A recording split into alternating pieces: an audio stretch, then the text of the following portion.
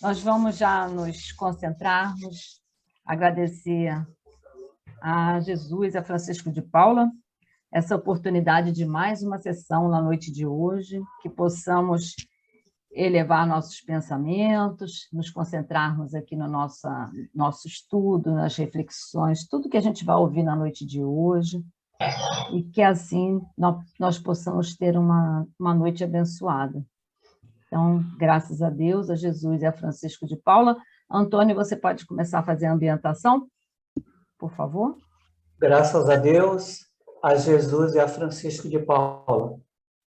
A mensagem é do livro Palavras de Vida Eterna, de Francisco Cândido Xavier, pelo Espírito de Emmanuel. Vou abrir aleatoriamente. A lição é a número 20, Vigiando. Se alguma virtude há e se algum louvor existe, seja isso que ocupe o vosso pensamento. Paulo, Filipenses, capítulo 4, versículo 8. Trabalhemos vigiando. Aquilo que nos ocupa o pensamento é a substância de que nos constituirá a própria vida. Respiremos dessa forma o coração de todo o que não seja material de edificação do reino divino em nós próprios. Em verdade, muita sugestão criminosa buscará levar-vos à mente.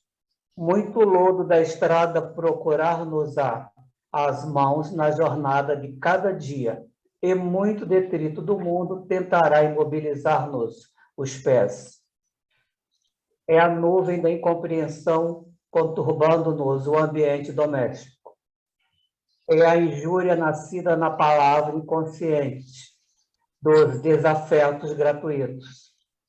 É a acusação indébita de permeio com a calúnia destruidora.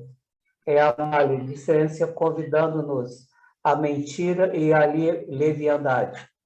É o amigo de ontem que se rende às requisições da treva, passando a condição de censor das nossas qualidades, ainda em processo de melhoria. Entretanto, à frente de todos os percalços, não te prendas às teias da perturbação e da sombra. Em todas as situações e em todos os assuntos, guardemos a alma nos ângulos em que algo surja digno de louvor, fixando o bem e procurando realizá-lo com todas as energias ao nosso alcance. Aos mais infelizes, mais amparo. Aos mais doentes, mais socorro. E, ocupando o nosso pensamento com os valores autênticos da vida, aprenderemos a sorrir para as dificuldades, quaisquer que sejam, construído gradativamente em nós mesmos o templo vivo da luz para a comunhão constante com o nosso Mestre e Senhor. Graças a Deus, a Jesus e a Francisco de Paula. Graças a Deus. Obrigada, Antônio, pela sua leitura. Eu vou complementar com uma leitura aqui também de Vida Feliz, psicografado por Divaldo Franco, Joana de Ângeles, Espírito Joana de Ângeles. No dia de hoje, pelo menos, coloca beleza nos teus olhos, a fim de fitares a vida com lentes mais claras. Liberta-te das impressões negativas que te acompanharam ao leito na noite passada e dispõe-te a encarar o mundo e as pessoas com uma dose de boa vontade. Notarás que o teu estado íntimo se renovará e tudo adquirirá a vida agradável ao teu redor. A boa vontade em relação aos outros retorna como simpatia e camaradagem deles em relação a ti. Enfrenta o dia novo disposto a vencer e conquistando o espaço bom que está reservado no mundo. Então agora, meus queridos irmãos, boa noite a todos aqueles que eu ainda não falei, que não estavam aqui presentes. Vamos então elevar os nossos pensamentos e vamos abrir a nossa sessão da noite de hoje. Graças a Deus, graças a Jesus, graças a Francisco de Paula e ao Pai Jacó.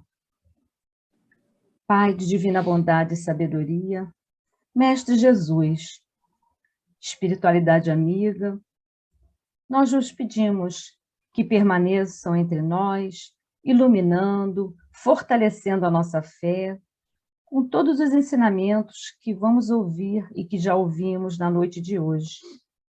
Que através do Evangelho, através da palestra do nosso irmão querido Mário, possamos sempre refletir e aprender um pouquinho mais.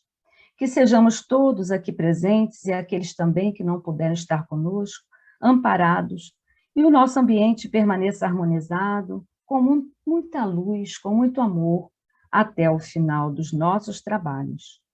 Com as vossas presenças e os pensamentos junto a nós, que possamos formar uma só força, um todo coletivo, para levarmos adiante a tarefa programada para a noite de hoje. Iluminai, Senhor, a mente do nosso irmão Mário, que trará para nós o estudo e que possamos, assim, sintonizados, seguir até o final. Querido Jesus, querido Mestre, nosso Pai Maior, fique conosco, agora e sempre, graças a Deus, a Jesus, a Francisco de Paula, ao Pai Jacó, e damos por iniciado a nossa sessão na noite de hoje, e vamos pedir à nossa querida tia Aurora que faça para nós a leitura do Evangelho. Graças a Deus, a Jesus e a Francisco de Paula, e graças ao Pai Jacó. Evangelho segundo o Espiritismo, capítulo 16, não se pode servir a Deus e a Mamon. Item 9, instruções dos Espíritos, a verdadeira propriedade. O homem só possui em plena propriedade aquilo que lhe é dado levar deste mundo. Do que encontra ao chegar e deixa ao partir, goza ele enquanto aqui permanece. Forçado, porém, que é a abandonar tudo isso, não tem das suas riquezas a posse real, mas simplesmente o usufruto. Que é então que ele possui? Nada do que é de uso do corpo, tudo o que é de uso da alma, a inteligência, os conhecimentos, as qualidades morais. Isso que ele traz e leva consigo, o que ninguém lhe pode arrebatar, o que lhe será de muito mais utilidade no outro mundo do que neste. Depende dele ser mais rico ao partir do que ao chegar, visto como, do que tiver adquirido em bem, resultará sua posição futura. Quando alguém vai a um país distante, constitui a sua bagagem de objetos utilizáveis neste país. Não se preocupa com os que ali lhe seriam inúteis. Procedei do mesmo modo, com relação à vida futura. Aprovisionai-vos de tudo o de que lá vos possais servir. Graças a Deus, a Jesus e a Francisco de Paula, e graças ao Pai Jacó. Obrigado pelo estudo do Evangelho, pela leitura do Evangelho, e agora vamos passar então a palavra para o Mário, que vai trazer para nós o estudo do Evangelho segundo o Espiritismo. Boas vibrações, bom estudo para você, Mário. Obrigado, querida. Boa noite a todos. Que a paz de Jesus esteja em nossos corações. Graças a Deus, a Jesus e a Francisco Paulo. Eu vou compartilhar aqui, por favor. Mas o nosso estudo de hoje está no Evangelho. Está passando o slide, por favor?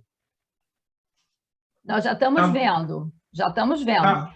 No Evangelho segundo o Espiritismo, no seu capítulo 16, não se pode servir a Deus e a Mamon, os itens 7 e 8, em que o 107 fala da utilidade providencial da riqueza e provas da riqueza e da miséria. E o item 8, desigualdades da riqueza, das riquezas. Muito bem, antes de nós entrarmos no estudo, vamos ver ouvir uma música para a nossa reflexão. Muito bem. Essa música é só para a nossa reflexão. Vamos passar o nosso estudo? Vamos passar pelo primeiro, o item 7, utilidade potencial da riqueza, provas da riqueza e da natureza. Recorremos ao livro Diálogo dos Vivos, de Francisco Xavier e Herculano Pires, por Espíritos Diversos, a mensagem Os Ricos e o Reino. É uma mensagem do irmão Saulo. E diz o seguinte: a condenação de Jesus aos ricos, tão clara no Evangelho de Lucas, não se refere à fortuna em si, mas ao apego à fortuna. Se Jesus considerasse o dinheiro como maldição, não diria ao moço rico que o distribuísse aos pobres. A riqueza individual e familiar é uma forma de acumulação com vista ao futuro da coletividade. Kardec examinou suficientemente esse problema e deixou evidente o papel social da riqueza.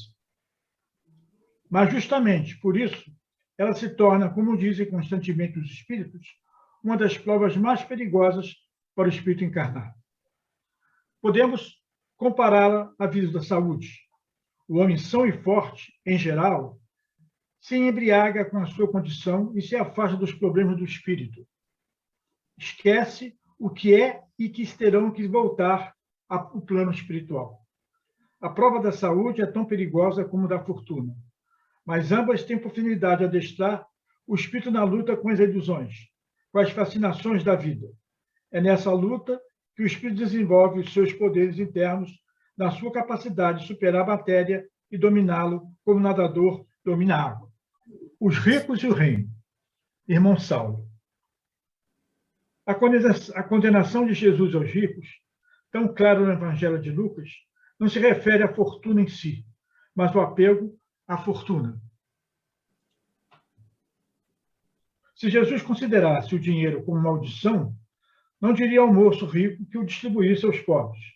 A riqueza individual e familiar é uma forma de acumulação com vista ao futuro da coletividade. Kardec examinou suficientemente esse problema e deixou evidente o papel da fortuna, social da fortuna. Mas, justamente por isso, ela se torna, como dizem constantemente os espíritos, umas provas mais perigosas para o espírito encarnado. Podemos compará-lo à saúde. O homem são e forte, em geral, se embriaga com a condição e se afasta dos problemas do espírito. Esquece o que é e que terão que voltar ao plano espiritual. A prova da saúde é tão perigosa como a da fortuna, mas ambas têm por finalidade adestrar o espírito na luta com as ilusões, com as fascinações da família, da vida. E nessa luta que o espírito desenvolve os seus poderes internos, a sua capacidade de superar a matéria, de dominá-la como o nadador domina a água.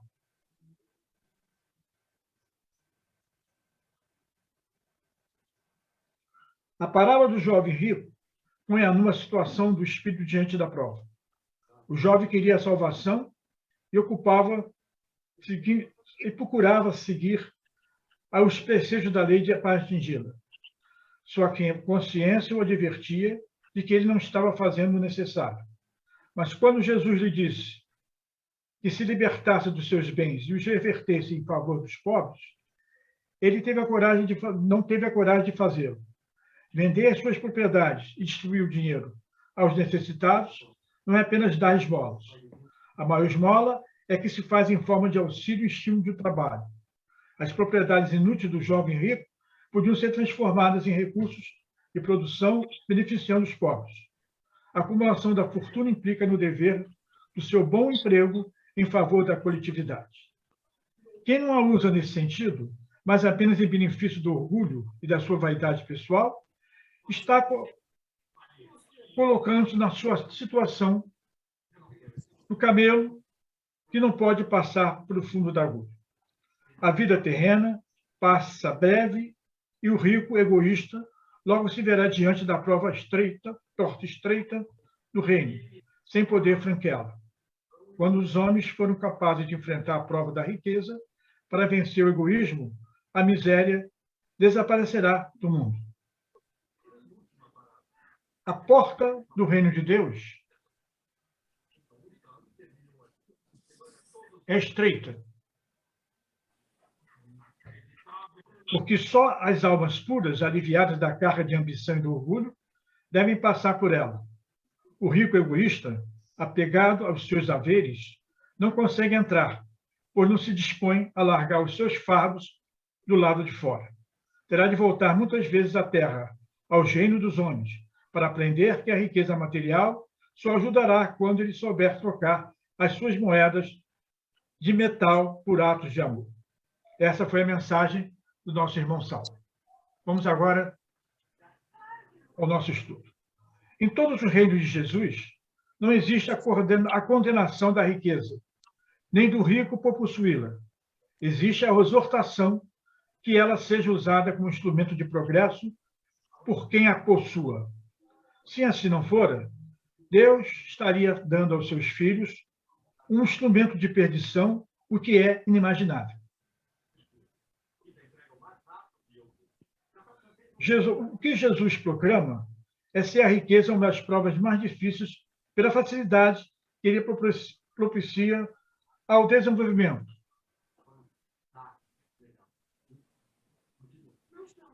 Do orgulho, do egoísmo, da vaidade e do poder, dificultando o desenvolvimento das qualidades nobres do ser espiritual. Por isso, Kardec afirma que a riqueza é, sem dúvida, uma prova mais arriscada, mais perigosa que a miséria. E, em virtude das excitações e das tentações que oferece, pela fascinação que exerce. É o supremo excitante do orgulho, do egoísmo e da vida sensual. É o laço que mais poderosamente liga o homem à terra e desvia os seus pensamentos do céu. Mas, por tornar o caminho mais difícil, não se segue que o torne inviável e que não possa ser um meio de salvação nas mãos do que é sábio utilizar, como certos venenos que restabelecem a saúde quando empregados a propósito e com discernimento. A riqueza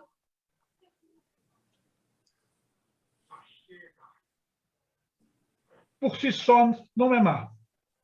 Os males que produz são devidos ao homem, que se deixa dominar pelos prazeres e facilidades que ela pode proporcionar. Se Jesus houvesse condenado a riqueza, estaria também condenando o trabalho, que pode proporcioná-la, o que levaria a humanidade ao retrocesso, impedindo o progresso, que é também uma lei divina.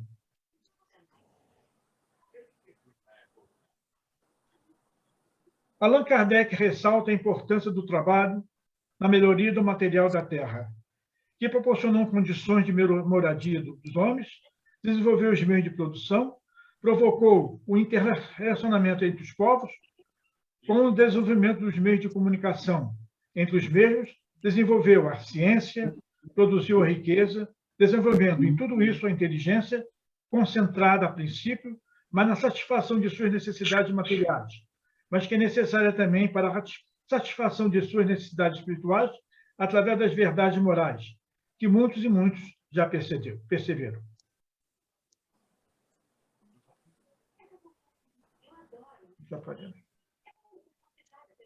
A riqueza é, portanto, um fator do progresso, sem a qual não haveria grandes trabalhos, nem atividades, nem estímulos, nem pesquisas. Aí encontrei no pensador. A riqueza é um alimento do progresso e da evolução da humanidade. O homem, ao lutar para consegui-la, é estimulado a trabalhar e tem de usar a ciência e a tecnologia para atingir seus objetivos mais fáceis. Isso faz com que eu, no futuro, compreenda as verdades morais. Se ela não é uma causa imediata do progresso moral, é sem contestação um processo poderoso elemento do progresso intelectual. Eu fiquei meio nervoso aí com esse negócio aí, mas vai chegar lá. Vamos lá. Como podemos, nesse tema, chegar à conclusão? Riqueza e miséria não são prêmio nem castigo de Deus. São situações transitórias que o homem experimenta no processo de evolução espiritual. Longe de ser um mal, a riqueza é o fator do progresso material do planeta e bem-estar da humanidade. Agora, meus irmãos, baseado nesse tema, faremos alguns questionamentos. O primeiro: é a riqueza instrumento de perdição do homem? Temos a resposta: a riqueza em si mesma não constitui obstáculo à salvação do homem, pois, sendo Deus infinitamente justo e misericordioso, não colocaria em suas mãos algo que o reinasse. O segundo questionamento: sendo o oposto da riqueza, pode-se concluir que a miséria é prova fácil quem conduz à salvação? Não. Também a miséria é a prova difícil, porque dá ensejo à inveja e à revolta, dificultando a prática da caridade que conduz o homem a Deus. Mas a riqueza é, sem dúvida, prova mais dura. Aí temos aí, fomos condicionados a acreditar que a miséria é um fracasso pessoal, não do sistema. Um terceiro questionamento: de que modo os esforços do homem em melhorar o planeta podem auxiliar o seu progresso espiritual? A busca do progresso desenvolve no homem a inteligência, que, num primeiro momento, ele concentra na satisfação das necessidades materiais, e mais tarde o ajudará na compreensão das grandes verdades espirituais. Agora passemos para o outro tema, o item 8. Desigualdades das riquezas. Aí, meus irmãos, eu fui encontrar um texto interessante no livro da Esperança, de Emmanuel, psicografia de Francisco Cândido Xavier, e a mensagem é: dinheiro servidor. Eu tirei alguns trechinhos, porque a mensagem é bem grande. O dinheiro é semelhante à alavanca suscetível de ser manejada para o bem ou para o mal. Acorrentado ao poste da avareza, produz um ansiavre da sonivice.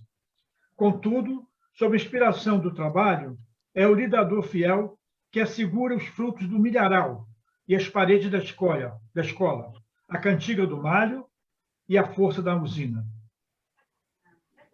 Aferrolhada no cofre da ambição desvairada, é o inimigo da evolução. Todavia, interessada à cultura, é o agente do progresso, auxiliando o homem a solucionar as enigmas da enfermidade e a resolver os problemas da fome, a compreender os mecanismos da natureza e a inflamar o esplendor da civilização que analisa a Terra a vasculhar um firmamento. A quadro material que existe na Terra não foi formado pela vontade do Altíssimo. Ele é o reflexo da mente humana, desvairada pela ambição e pelo egoísmo. Emmanuel. A riqueza tem um quadro, não é instrumento de perdição, facilidade no caminho, fatalidade de perdição. Quais são os perigos? Supremo excitante do orgulho, do egoísmo e da vida sensual. É elemento do progresso, prova muito arriscada, um meio de salvação.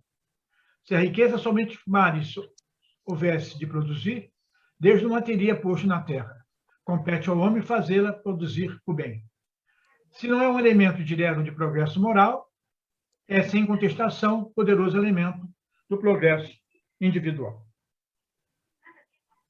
Detido na sombra do egoísmo, é o veneno que promove a secura do sentimento, no entanto, conciliado à caridade.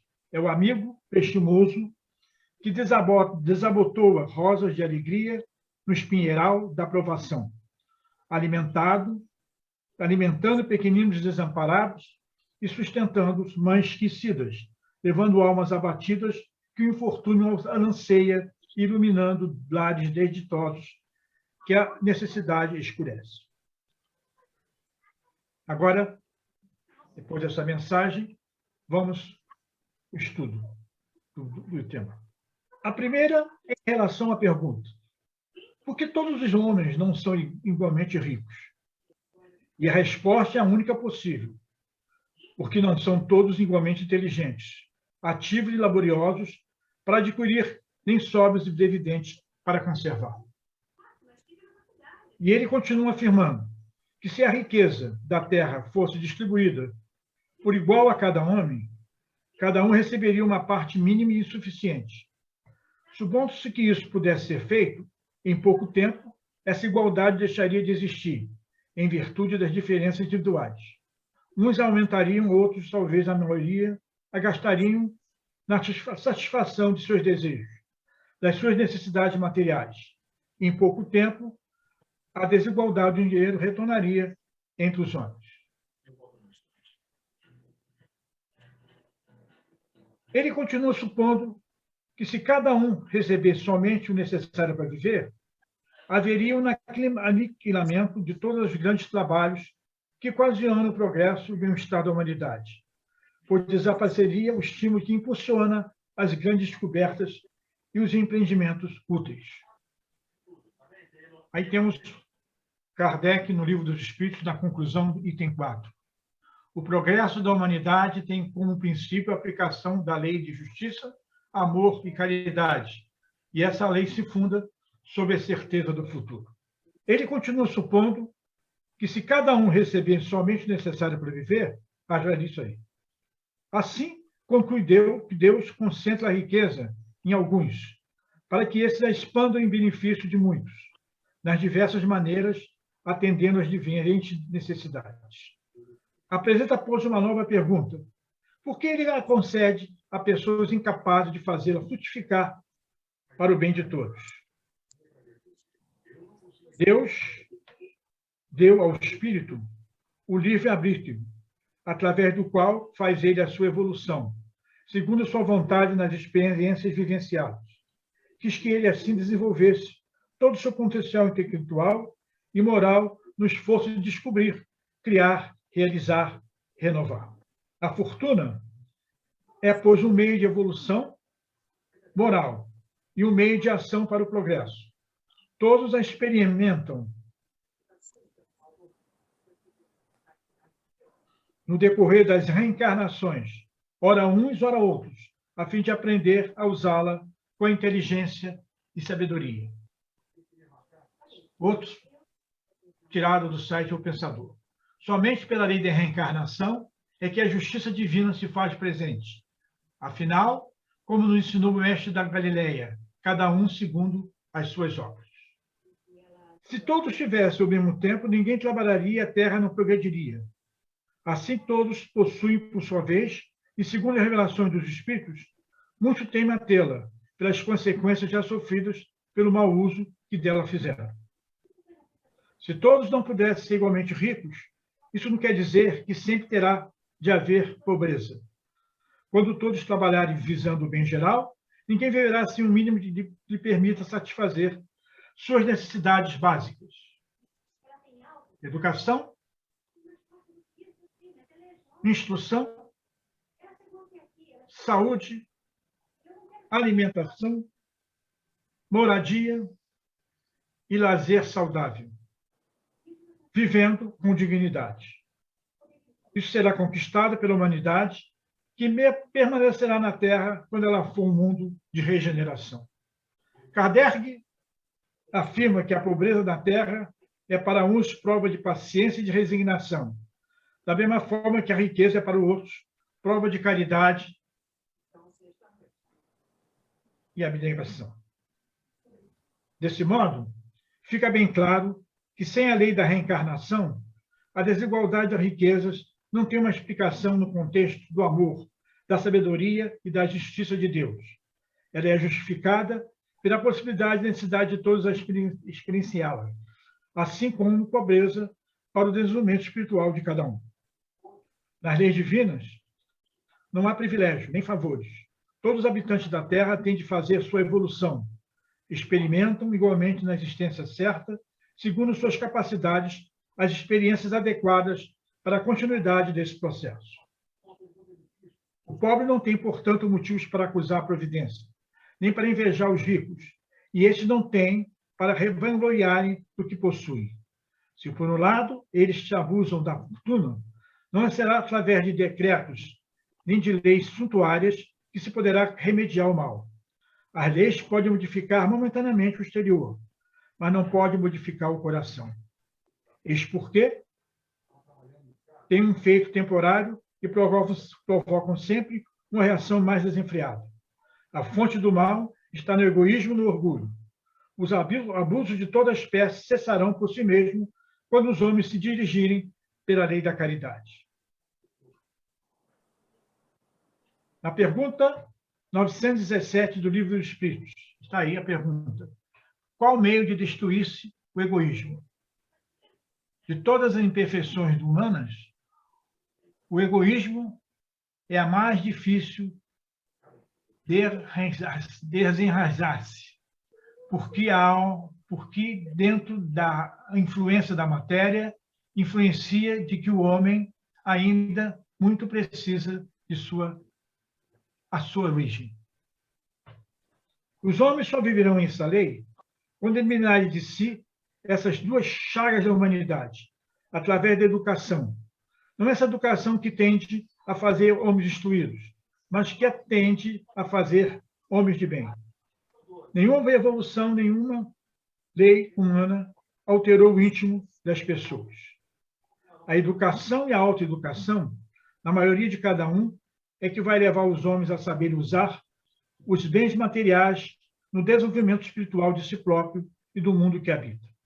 A contestação de que a miséria de hoje é fruto do uso indevido das riquezas de ontem não pode ser motivo para diminuir o nosso empenho na minoração das agruras dos menos afortunados. Podemos também, meus irmãos, fazer alguns questionamentos desse tema. Por que não são igualmente ricos todos os homens? Por não serem igualmente inteligentes, ativos e laboriosos para adquirir nem sóbrios e previdentes para sobreobservar, nem justos o suficiente para atribuir a quem trabalha a correta remuneração do seu esforço. O problema da pobreza estaria resolvido se, num dado momento, todas as riquezas do mundo fossem igualmente repartidas entre os homens? Não, pois cada um caberia uma parcela mínima insuficiente. Ademais, essa condição inicial de igualdade logo seria rompida pelas diferenças individuais, de sorte que alguns aumentariam seus haveres e outros perdê-los-iam. Como destruir Deus a riqueza entre os homens? Através das existências, Deus dá aos homens a oportunidade de utilizá-la, sendo, porém, materialmente impossível que todos a possuem ao mesmo tempo. Cada um possui por sua vez, segundo o bom uso que dela fizer. Como podemos contribuir para tornar menos injusta a sociedade em que vivemos? Se nos é dado possuir bens, devemos utilizá-los em benefício do próximo, gerando oportunidade de beneficiá-lo com um trabalho digno e lembrado sempre de que o supérfluo não nos pertence. Se nos encontramos privados de riquezas, podemos armazenar tesouros de paciência e resignação, buscando no trabalho e na prece a superação de nossas dificuldades, sem deixar de lutar com um ânimo firme por melhorias e progressos em nossas vidas. Meus irmãos, estamos chegando ao final do nosso estudo e vamos deixar para vocês uma mensagem de André Luiz. Pobreza é riqueza. Aquele que se empobrece de ignorância e maldade, buscando enriquecer-se de amor e sabedoria, no serviço ao próximo, através do trabalho e do estudo incessante, adquirindo compreensão e conhecimento, luz e paz, diante das leis divinas, e de todos os pobres e de todos os ricos, o homem mais valioso é mais feliz. André Luiz. Queridos, muito obrigado pela atenção. Desculpe as falhas aí. Graças a Deus, a Jesus e a Francisco de Paulo. Obrigada, Mário. Obrigada pelo seu estudo, pelo seu esforço, pelo seu carinho de passar essas reflexões para todos nós. Muita paz para você. Vamos, então, passar para a nossa prece de irradiação. É um momento de união dos nossos esforços. Vamos todos elevar, unir os nossos pensamentos para que as nossas preces, as nossas vibrações de paz, harmonia e conforto cheguem a todos os locais necessitados e nos locais que estamos agora, nesse momento, mentalizando. Graças a Deus, graças a Jesus, graças a Francisco de Paula e ao Pai Jacó.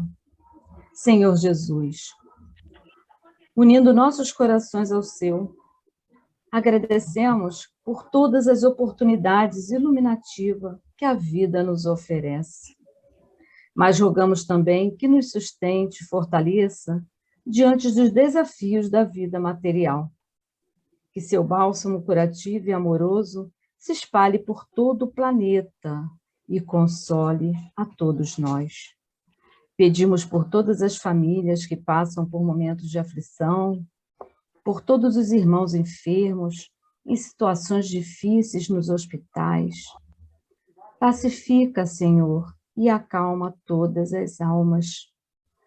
Que Maria, nossa fonte inesgotável de compaixão maternal, Francisco de Paula e toda a espiritualidade amiga, envolva todos os corações com seu amor. Derrama alívio e consolação, força e coragem em toda parte do nosso planeta. Que a tua paz alcance e permaneça em nossos corações, sobretudo nos momentos mais desafiadores da nossa vida, da nossa caminhada.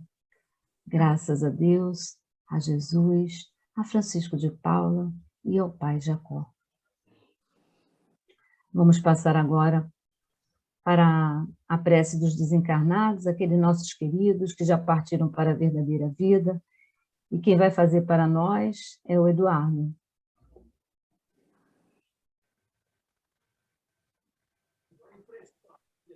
Graças a Deus, a Jesus e a Francisco de Paula, meus irmãos, vamos trazer às nossas mentes o nome daqueles nossos irmãos, a quem pretendemos dirigir essas nossas rogativas.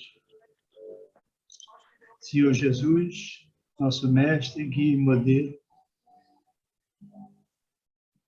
nossos irmãos trabalhadores da seara do Mestre Jesus, Francisco de Paula, a nosso Pai, Todo-Poderoso. Nós rogamos por esses nossos irmãos que já estão na verdadeira vida, por todos aqueles nossos irmãos que estão passando por momentos difíceis, lutando contra as consciências, as lembranças que a consciência apresenta para eles. Que cada um deles consiga se reequilibrar, encontrar o perdão para si próprio, para que possa dar continuidade nessa caminhada que é de todos. Pedimos por todos eles, todos aqueles nossos irmãos, inclusive por aqueles que não tem quem peça por eles. Obrigado, Senhor. Com a graça de Deus, Jesus e Francisco de Paula. Obrigada, Eduardo. Vamos pedir agora para a Leia fazer a nossa prece de encerramento e depois eu vou pedir só um minutinho para a leitura do boletim. Obrigada. Graças a Deus, a Jesus e a Francisco de Paula e ao Pai Jacó. Vamos, depois desse momento, dessa noite de estudo, das leituras do Evangelho, da ambientação, agradecer ao Pai essa oportunidade bendita de compartilhar esses momentos, onde sempre estamos, sempre aprendendo um pouco mais. Que o nosso querido Mestre Jesus nos ampare, nos mostrando o caminho da luz, e que possamos estar sempre em sintonia com esses ensinamentos. Ensinamentos simples, ensinamentos cheios de amor e de grandiosa importância. Que tenhamos em mente a necessidade de fazer sempre o bem estar sempre em sintonia, em boa sintonia, procurando auxiliar sempre os nossos irmãos de caminhada. O nosso Mestre Jesus nos mostrou o caminho e agora basta seguir seus passos, com fé, sempre em nossos corações. A que assim seja, graças a Deus, a Jesus, a Francisco de Paula e ao nosso querido Pai Jacó. Obrigada, Leia. E agora chegamos ao nosso momento final, mas antes vamos ler o boletim informativo. O plano de reabertura da congregação sofreu as seguintes alterações aprovadas pelo Conselho Deliberativo. Não mais será exigido o comprovante de vacinação, não é mais necessário se inscrever para assistir às sessões e o distanciamento mínimo de 1 metro será mantido. A congregação reiniciou as seguintes reuniões públicas presenciais: terça, às 9 e às 20 horas, quarta, às 9, quinta, às 20 horas, sextas, às 17 e domingos, às 15h30. 3 novas sessões serão reiniciadas em junho. Quinta, às 15 horas, no dia 2. Terça, 15 horas, no dia 7. E quarta, às 9 horas, no térreo, que é o Recanto de Sheila, para pessoas com dificuldade de locomoção. Atendimento fraterno passou a atender presencialmente, acompanhando os horários das sessões públicas presenciais. Os livros espíritas, nós podemos adquirir os exemplares no nosso estande de vendas localizado no térreo da congregação. Não esqueçam quando forem às sessões públicas.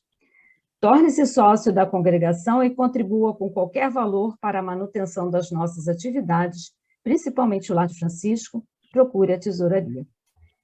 Visitando o site da congregação, vamos conhecer as atividades públicas virtuais e presenciais realizadas e que constam da página inicial, aproveitando para se inscrever em nosso canal do YouTube e em um dos diversos estudos doutrinários realizados virtualmente. Médios voluntários, venham fazer parte da equipe do atendimento ao enfermo. Os interessados devem entrar em contato com o Mário no telefone 98899-9931. Clube do Livro Espírita Francisco de Paula, uma maneira de estudar a doutrina e contribuir para a manutenção da casa. Se associando ao Clube do Livro, nós vamos fazer essa contribuição. Acesse o site da congregação e escolha a página principal. A opção para se inscrever e conhecer mais detalhes vocês vão encontrar lá. Enxoval de bebês, agradecemos a doação de sabonete infantil, fraldas de pano, calça de pezinho, conjunto de pagão, macacão curto e macacão comprido. Entregas podem ser feitas na congregação. As cestas básicas, para compô-las, podemos entregar mensalmente as nossas contribuições, com o depósito de qualquer valor em uma das contas da congregação, ou enviando o comprovante para o WhatsApp 997866525. Elas são entregues mensalmente às nossas crianças e aos nossos assistidos. E, nesse momento, necessitamos de feijão, arroz, café e leite em pó. E, por último, Lar de Francisco, nossos idosos necessitam de terapeuta ocupacional. Agradecemos também a doação de gaze, algodão, atadura, pomada Dersane, fraldas geriátricas de tamanho G, AG e XG, preferencialmente da Big Frau, e de luvas de látex tamanho M e G, roupa íntima G e AG, feminina e masculina, esparadrapo micropore. Entregas na congregação ou no lar, na rua Filgueiras Lima, 99, Riachuelo, de 10 às 16. Agradecemos a presença de todos. É muito bom estar aqui e que possam todos sair daqui muito melhores do que chegaram. Muita paz para todos. Graças a Deus, a Jesus, a Francisco de Paula, ao Pai Jacó, e damos por encerrada a nossa sessão na noite de hoje. Aguardamos a todos na próxima segunda-feira.